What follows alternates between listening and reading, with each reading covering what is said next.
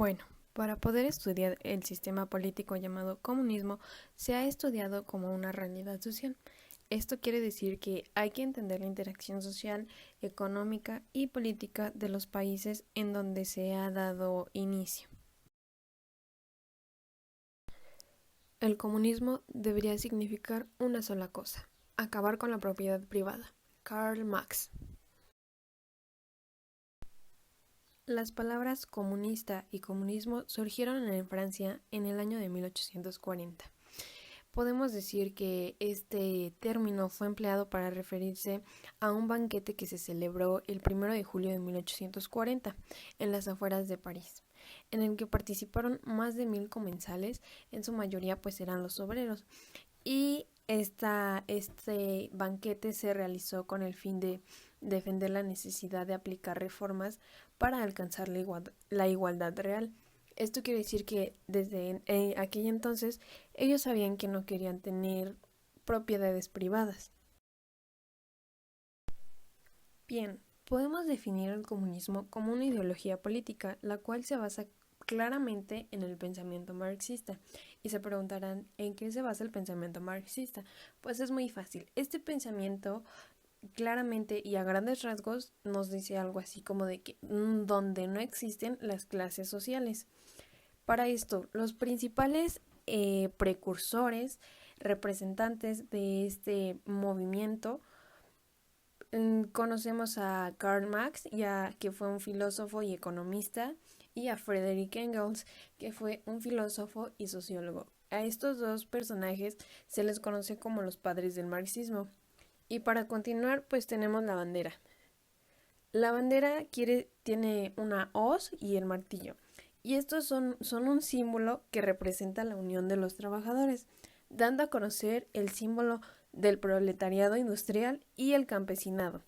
Respectivamente, el hecho de que estén una sobre la otra simboliza la unión de estos mismos trabajadores. Anteriormente, el comunismo se dividía en tres tipos. Estos tres tipos podemos conocerlos como los más relevantes y los que la mayoría conocemos. Posiblemente hay más, pero en este caso solo vamos a tratar tres. Iniciamos con el comunismo primitivo, que es el nivel más bajo en cuanto al desarrollo de las fuerzas productivas.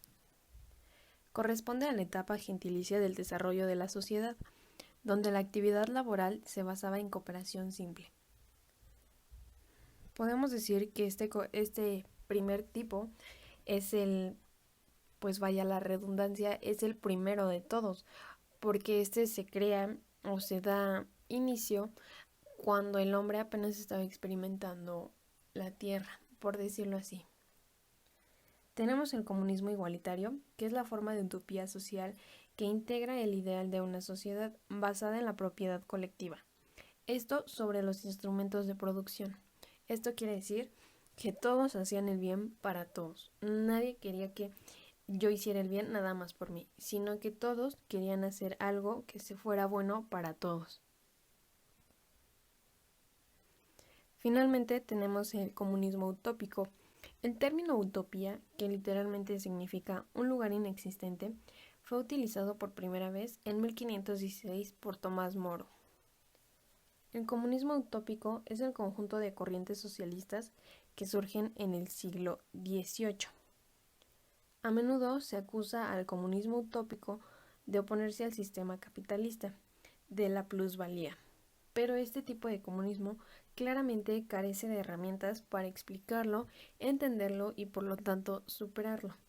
No sabemos o no hay una definición como tal para este tipo de comunismo, pero pues claramente con el término utopía pues nos damos cuenta de que es algo que posiblemente pues no existe.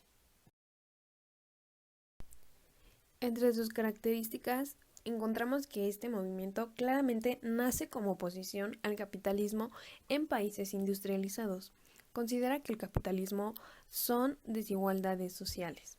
Toma a Marx y Engels como principales ideólogos.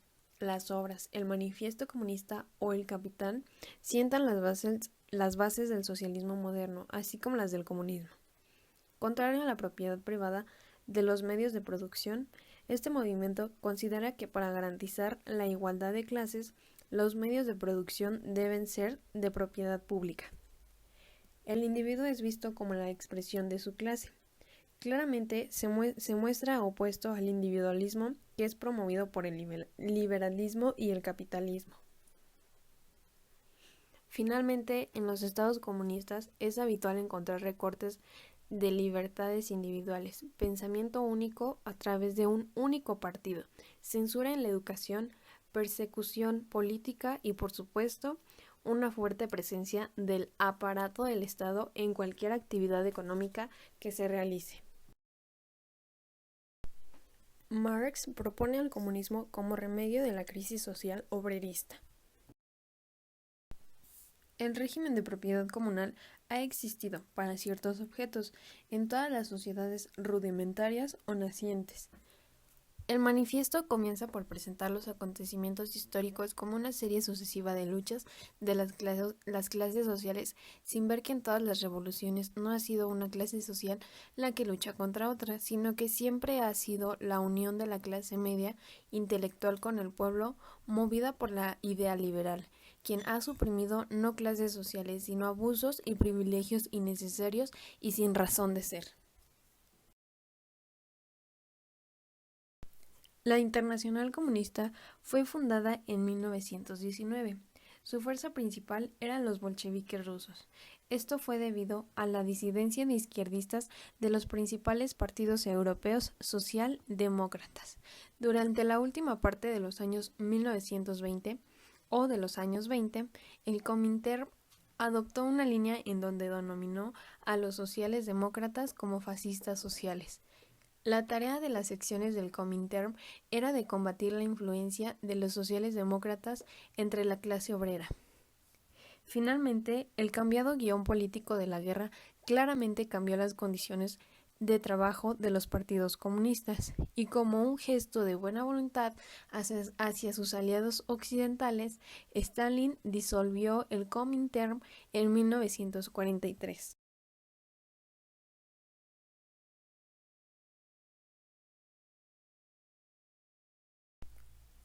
En la Asociación Internacional de los Trabajadores se evidenciaron los conflictos ideológicos entre anarquismo y marxismo. La principal diferencia entre estos dos grupos fue que los marxistas proponían un periodo de transición después de la revolución social, antes de la disolución final del Estado. Podemos definir el anarcocomunismo, que es anarquismo como tal, puesto que niega toda la jerarquía, y es comunismo porque busca una sociedad comunista. La sociedad comunista es una sociedad sin Estado donde toda la propiedad es común. Este movimiento llamado anarcocomunismo es representada por Piotr Kropotkin y Érico Malatesta.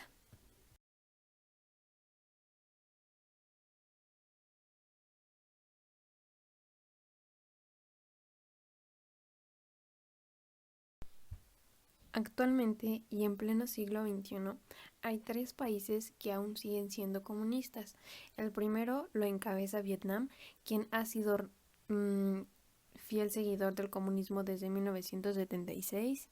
Laos, que tiene este sistema político desde 1975. Y finalmente, y la más esperada, China, quien ha sido comunista desde el año 1949. Vietnam es quizás el país más próspero de todos los países comunistas en la actualidad, pese a que en los primeros años de régimen se produjeron tímidos crecimientos en la economía de un país que se encontraba devastado por la guerra. Sin embargo, es uno de los países que mayor crecimiento económico ha experimentado, impulsado por productos e industrias como el arroz, el café, el petróleo o el turismo, aunque todavía refleja un amplio margen de mejora. En esta gráfica podemos observar que China es el país con más desigualdad, puesto que el gobierno sigue la corriente política del comunismo. Y pues, aunque nosotros pudiéramos decir que China es potencia mundial, la verdad es que nosotros no sabemos cómo viven las personas pues en China. Laos fue otro de los territorios implicados en la guerra de Vietnam, pero lo cierto es que las condiciones en el que el país continúa viviendo siguen siendo difíciles.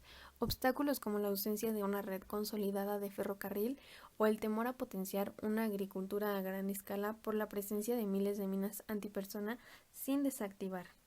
Y en esta gráfica podemos observar que Laos ocupa el lugar número 1 en porcentaje de población que vive con menos de 1.9 dólares al día. Finalmente encontramos a China, quien es la potencia mundial número 1, que todavía sigue siendo comunista y con un régimen todavía marcado por una relevante censura y control de Estado. China ha implantado una progresiva capitalización de su economía. El número de millonarios se ha incrementado también en las filas del propio Partido Comunista, como un síntoma de la explosión de gigante asiático por excelencia. Claramente China es y seguirá siendo el país que tenga más arraigado el comunismo. Según Marx, el comunismo debe haber sido un sistema político propio de las sociedades industriales, cuya meta histórica había de ser la liberación humana en lo más alto del grado. Pero la destrucción de la versión colectivista burocrática del comunismo no significa que haya desaparecido. De hecho, el desarrollo humano puede llevar a que a las actuales formas políticas liberales de Occidente o bien de las formas colectivistas en evolución donde se dé al hombre libertad para su autodeterminación política, para la creatividad cultural y para su ejercicio económico.